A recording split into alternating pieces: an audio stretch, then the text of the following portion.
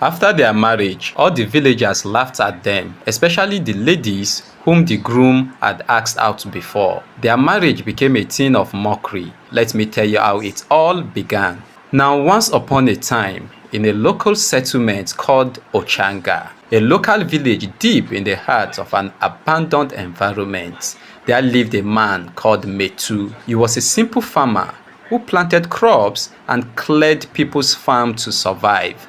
His family was so poor that even the poor in that village called them poor. He was the only child of Grandma and Grandpa Apo. Grandpa Apo was nearly 90 years old and he was well known for riding his old bicycle. An old bicycle which was all he had achieved in his entire lifetime. Despite his age, Grandpa Apo was still very strong and smart. He still goes to the farm every day despite being the poorest man in the village. He was always cheerful and a known giver even as he had nothing. He always believed that his son Metu would not end up poor like him even though he didn't know how. Some days Metu would cry looking at their very old house, his parents, and the fact that he couldn't do anything to help their situation at the moment. That killed him the most. He couldn't even further his school. He stopped at high school, but Grandpa Apo would always encourage him and told him he will be a great man someday. Son, just do what you are doing. Do not stain your hands. Let your conscience be pure and keep working hard. One day, it will be your turn to shine. These words kept Metu going, and each time he felt like giving up, he would remember his father's words and he would have a sense of hope to continue. Son, do you know there is hope in a living dog than in a dead lion? Grandpa Apo would always ask him, and he would answer, yes, Papa. Now, at the age of 30, Metu wanted a wife, but no one wanted him. All the ladies in the village laughed at him. Can you even pay my bride price? Even though you work for a whole year, you will never come close. Some will call him poor and wretched and mock him, saying, will you sell your father's old bicycle to pay my bride price?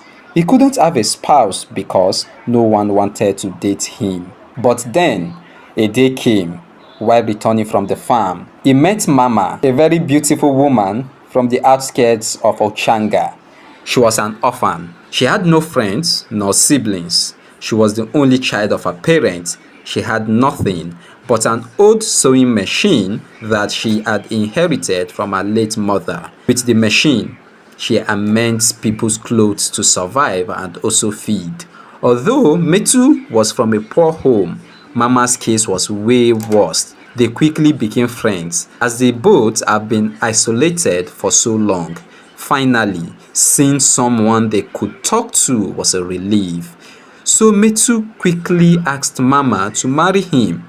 I want to see your relatives, but Mama said, I don't have any relatives that I know of. It has always been me and my parents, then they died, leaving me all alone.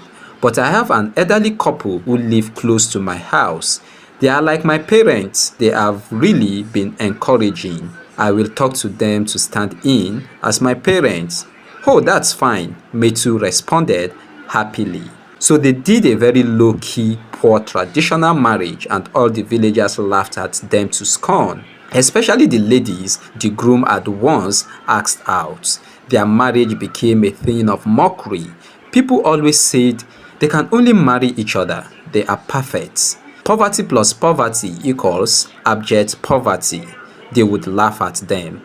Metu and Mama didn't care. They were happy, not bothered if people called them names. All that matters was that they were married and happy with each other. They were always seen at the farm and market together.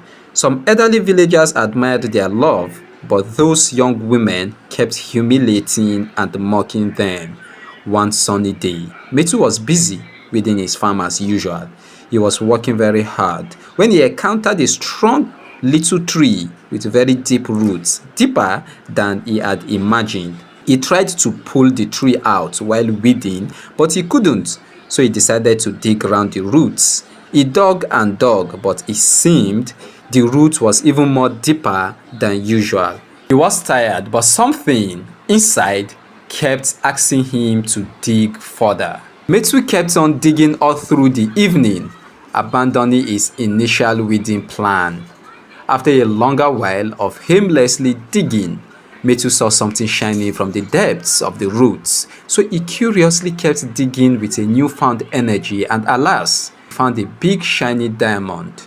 He quickly covered it with some clothes and put it inside his tool bag. He then pulled out the tree and ran home. Metu ran straight to his father and showed him the diamond.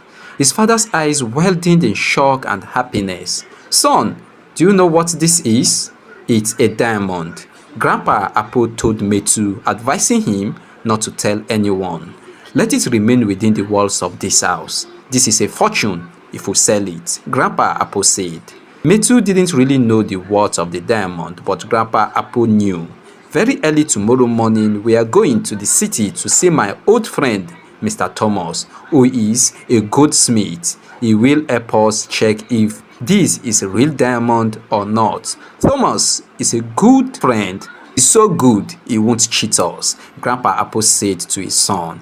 That night, Grandpa Apo also called Mr. Thomas, explained everything to him, and they agreed to meet the next day. Early as cockcrow the next morning, Grandpa Apo and his son Metu set out to the city. When Mr. Thomas saw the diamond, he exclaimed, "This is worth billions."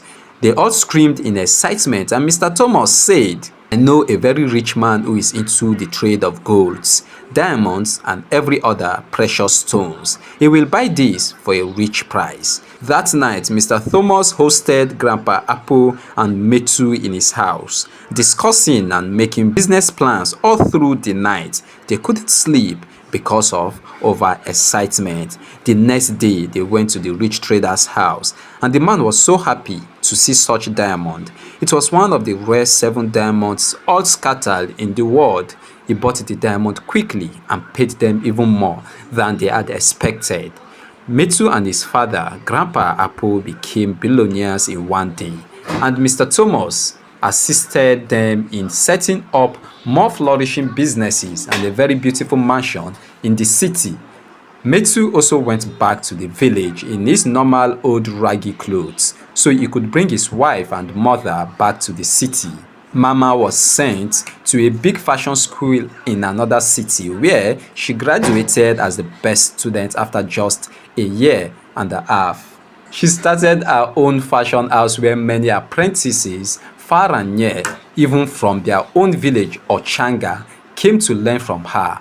Metu also started a furniture business. He had always loved to flourish in the furniture business world, but he never had the money to begin with. Now, he was very successful at it. But then came a day when Metu's father said to him, "My son, we are old and not used to this life in the city. We want to go back to our village and live in our house. That's where we belong, and that's where we want to be buried after death. You and your wife can remain in the city and groom up a family, but please, when we join our ancestors, don't abandon the village. Visit the house with your children, don't isolate it."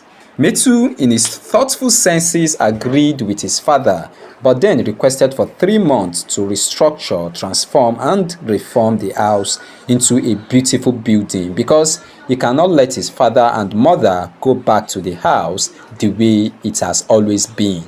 Grandpa Apo agreed, and the building started instantly. The villagers were surprised. Nobody knew what was happening, and in 3 months, Metu transformed his once old Agedi house into a beautiful mansion the villagers had never seen or even imagined before. When they arrived at the village, they came in a very beautiful jeep. The whole village was in awe. They were shocked, and the ladies who were rejecting and mocking him in the past began to regret their past deeds. They all began to blame themselves for sending Metu off their track. God can change anybody in any time. Metu and his wife spent a week in the village. Before returning to their home and their businesses in the city, they continued to take very good care of Grandpa and Grandma Apo, sending them weekly allowances. They never had to work again and they enjoyed life to the fullest, and many enjoyable years later, they both passed away peacefully and gracefully at a very good old age. And as promised, Metu, his wife and kids always visited the village multiple times in every year, especially during festive seasons. They also employed someone to always take care of the mansion at the village, just as Grandpa and Grandma Apo always did. Moral lessons. It is obviously clear that you should never look down on anyone, neither should you write anybody off. As long as there is life, there is hope, and no condition is permanent. God is the supreme helper who can change your destiny at any time. He is the lifter of men. Well, I sure hope you enjoyed the story. Please subscribe to this channel, like and keep sharing my videos as you stay tuned for more African folktales.